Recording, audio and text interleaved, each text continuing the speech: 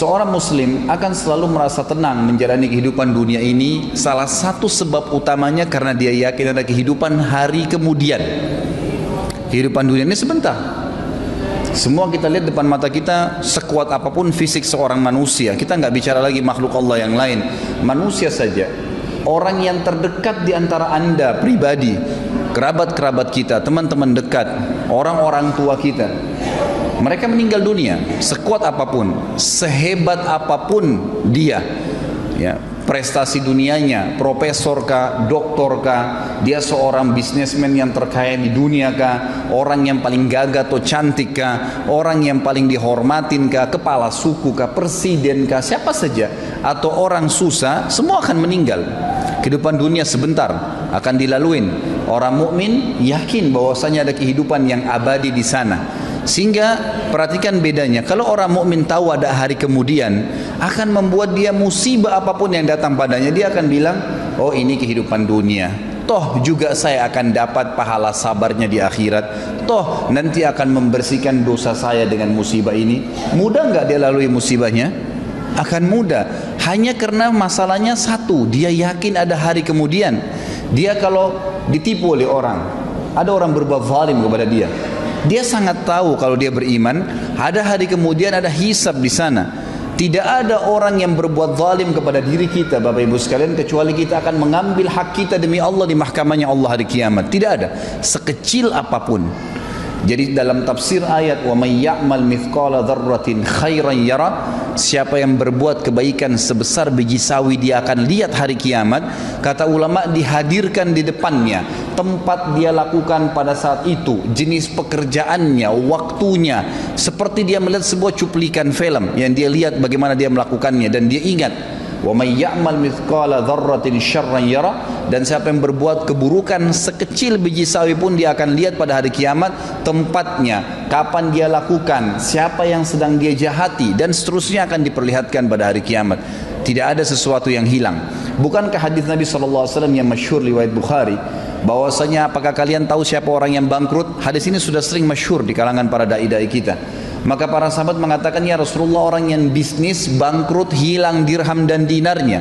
Kata Nabi SAW, bukan, itu kecil kalau cuma dirham dan dinarnya yang habis, rupiahnya habis, tokonya bangkrut, itu kecil, tidak ada masalah sebenarnya. Tapi orang yang bangkrut yang sebenarnya adalah orang yang datang hari kiamat membawa pahala sholat lengkap, pahala puasa lengkap, pahala haji, pahala sedekah, banyak sekali. Tapi dari sisi lain pernah mencaci maki orang yang ini, pernah memukul orang yang itu, pernah mengambil haknya orang yang ini, dan tidak minta maaf, tidak mengembalikan hak-hak itu di dunia. Maka mereka akan datang pada hari kiamat di mahkamahnya Allah menuntut, ya Allah orang ini zalimi saya, ya Allah orang ini pernah pukul saya, pernah gibah saya, pernah fitnah saya, pernah mengambil sepotong tanah saya, pernah dan seterusnya. Lalu diambillah dari pahala dia, dibagi-bagikan kepada orang-orang yang sedang menuntut. Kalaupun sudah habis pahalanya dan masih banyak yang datang menuntut, kata Nabi SAW, diambil dosa-dosanya orang yang menuntut, ditimpakan kepada dia. Maka jadilah dia orang yang bangkrut sebenarnya. Pahalanya semua habis, ditambah lagi ditimpakan kepadanya dosa-dosanya orang yang akan menyebabkan dia menanggung hukumannya, gitu kan. Maka dia dilemparkan, kata Nabi SAW, ke dalam api neraka lebih jauh daripada jarak timur dan barat. Perhatikan kalau orang beriman membaca hadis ini, kira-kira apa yang membuat dia khawatir kalau dia terzalimi di dunia? Tidak ada sesuatu. Kalau kita tidak bisa mengambil hak kita di dunia, kita akan panen dalam bentuk pahala pada hari kiamat, akan melahirkan ketenangan jiwa. Kita akan tenang, ternyata tidak ada yang hilang tuh. Sendal kita yang pernah diambil, HP kita yang pernah dicuri, kunci mobil kita yang pernah hilang, mobilnya pernah hilang, pernah dibuat apa sajalah kezaliman orang lakukan, tidak ada yang akan selamat pada hari kiamat. Allah Subhanahu wa taala akan datang dan menghakimi semua hambanya. Sampai kata Nabi SAW di dalam hadis yang sahih, kalian akan berbicara dengan Tuhan kalian tanpa ada penterjemah di antara kalian pada hari kiamat, dan Allah akan menghakimi semua hamba-hambanya pada hari itu. Semuanya, tidak terkecuali, tidak ada yang bisa lolos pada saat itu. Beriman pada hari kiamat, hari kemudian memberikan ketenangan jiwa. Seorang muslim tahu, orang mukmin tahu, pada saat dia lahir, saya nggak bicara kalau anda sehat kemudian tiba-tiba anda stroke, itu ringan. Bagaimana dengan orang yang baru lahir tiba-tiba sudah cacat? udah buta matanya, udah nggak bisa jalan. Apa kira-kira yang bisa menghibur dia coba? Kalau anda sebutkan apa yang saya sebutkan sekarang tentang masalah, tanamkan dalam hatinya adanya hari kiamat dan semua cacat fisik di dunia ini tidak akan dibawa di akhirat. Tidak akan dibawa di akhirat. Karena fisik yang kita pakai sekarang hanya sebatas di dunia.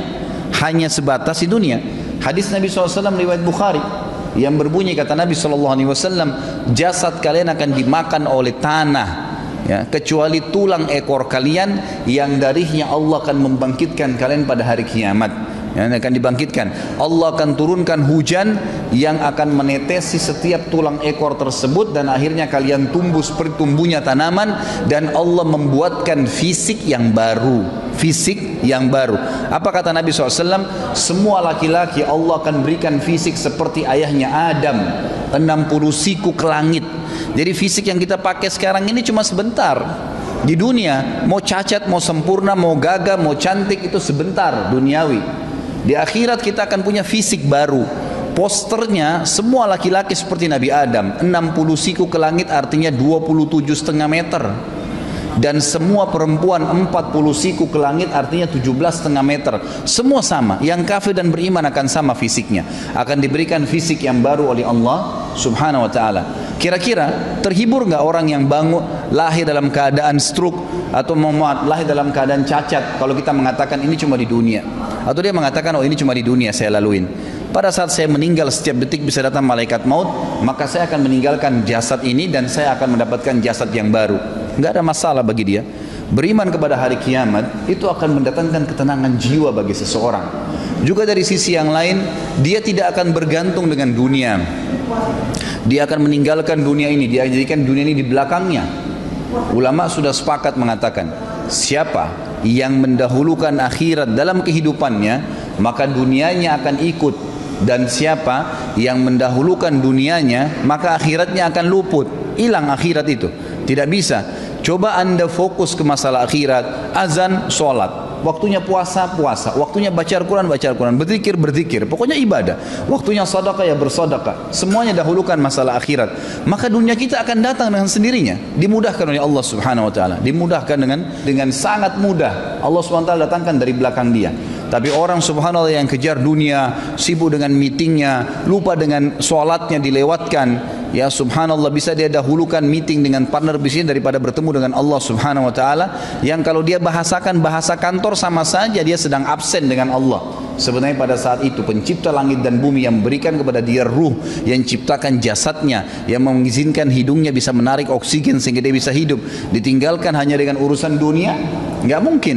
Tapi orang kalau yakin dengan hari kiamat, dia tahu ada Allah SWT akan menghisab pada saat itu, dia akan lebih mendahulukan masalah akhiratnya. Dunia akan jadi kecil bagi dia. Seorang mukmin pada saat punya rumah besar terus tiba-tiba jadi rumah kecil, nggak masalah buat dia. Nggak masalah buat dia, nggak ada masalah karena semua yang dia tahu dunia sebentar, gitu kan? Sisi yang lain lagi, orang yang beriman kepada hari kiamat ini akan termotivasi jemaah sekalian untuk melakukan amal-amal saleh, sibuk dengan amal saleh. Nggak ada waktu bagi dia untuk berbuat dosa. Ingat, setiap dosa yang kita lakukan, kalau berhubungan dengan Allah Subhanahu wa ta'ala, zina, tidak sholat, syirik, berhubungan dengan Allah Subhanahu wa ta'ala langsung, kita taubat kepada Allah, Allah ampuni. Tetapi perbuatan dosa itu akan mendatangkan konsekuensi dari Allah. Hukumannya ada, pembersihan dosa itu. Kalau orang mukmin tahu ini, anda sebagai orang yang beriman tahu bahwasanya setiap dosa yang saya lakukan akan ada konsekuensi hukumnya, anda tidak akan melakukannya. Banyak orang berani, kalau dalam bahasa ulama itu tajarra Allah, dia berani sekali kepada Allah karena dia belum tahu kalau dia melakukan satu perbuatan dosa akan datang konsekuensi hukum dari Allah, nggak bisa dia selamat. Umumnya kata ulama, kalau telinganya melakukan perbuatan masalah, matanya melihat yang haram, hidungnya menghirup yang haram, lisannya mengucapkan kalimat yang haram, bibirnya mungkin mencium sesuatu yang diharamkan, tangannya menjamah yang haram, kepalanya diletakkan pada yang haram, kemaluannya diletakkan pada yang haram, kakinya melangkah kepada tempat yang haram, pasti di anggota-anggota tubuh ini Allah datangkan hukuman.